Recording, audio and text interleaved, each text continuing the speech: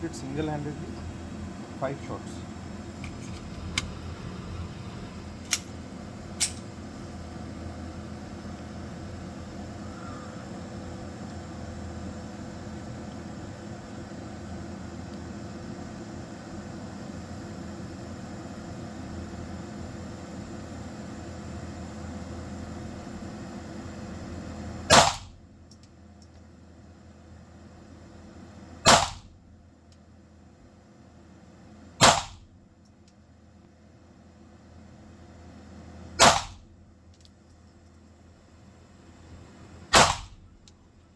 So as you can see, it's empty right now.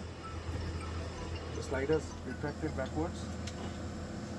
Now I'm going to put 10 rounds and shoot double-handed and see how the precision is like.